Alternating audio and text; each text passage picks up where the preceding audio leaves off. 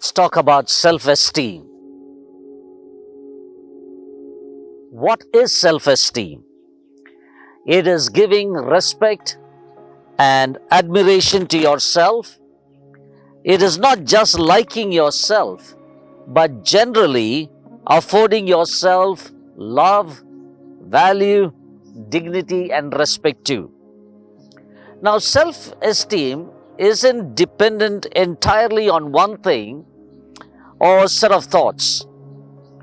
It is made up of your view of all the things that define you as a person, including your personality, accomplishments, talents, capabilities, background experience, relationships, as well as how you perceive others, the way they see you. Now, high self-esteem matters because it helps you develop coping skills, handle adversity, and put the negative into perspective.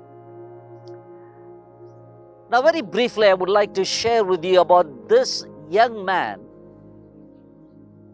who had a very low self-esteem.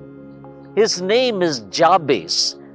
Now, this name is not very common, but the Bible talks about this boy. His name means, "My mother bore me in pain." And the Bible says his mother gave him this name. Now, those days, name indicates the situation in which they are born. So Jabez was born in a time when his mother went through pain, and that's why the name Jabez. My mother bore me in pain. Now, there are a few things you can do with that kind of an environment. One, you can be bitter, you can be angry, you can withdraw, you can be suspicious of people who surround you. But look at this young man. He began to pray. Of course, he had brothers, and the Bible says he was more noble than his brothers, and the Lord answered him. And I want us to look at his prayer. Just 4 sentences. And I'm sure those of us who pray this prayer, we will be strengthened. Not just for those who have a very low self-esteem, all of us, because this prayer gives us strength to move forward. Now look at his prayer.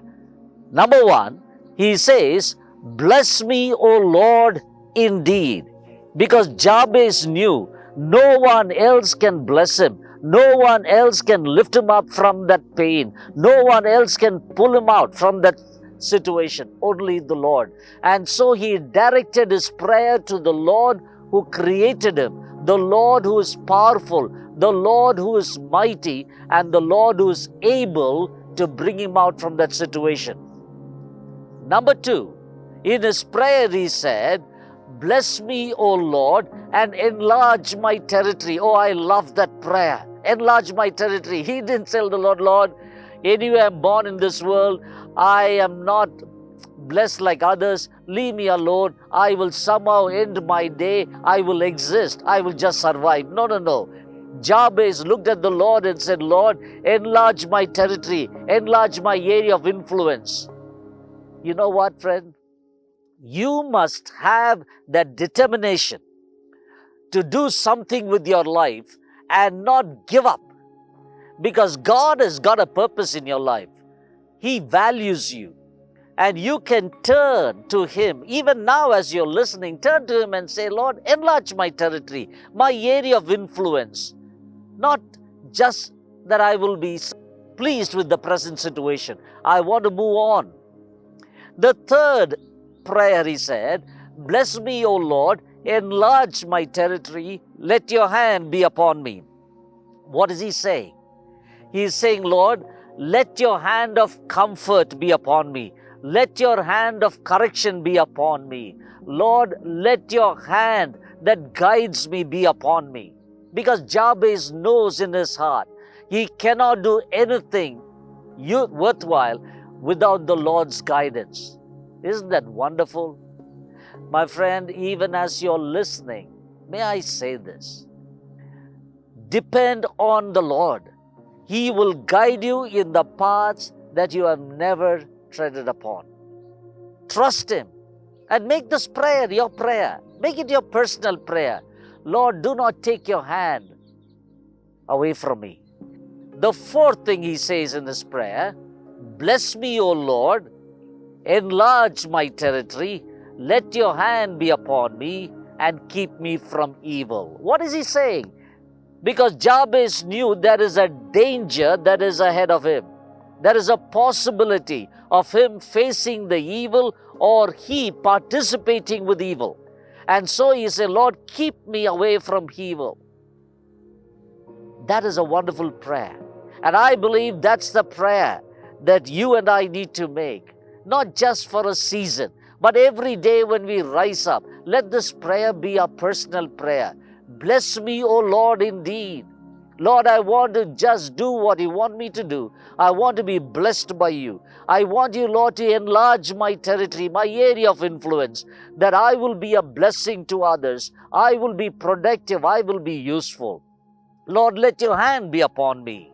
Do not take your hand, O Lord. I want that comfort. I want that hand of correction, that hand of rebuke. Lord, let your hand be upon me and keep me from evil. And the Bible says, the Lord answered his prayer. Isn't that wonderful? My friend, God answers prayers only for two reasons. Number one, He answers because of your stubbornness, because you're not willing to accept anything else. The second reason God answers is because of His willingness, and He wants to fulfill that purpose in your life.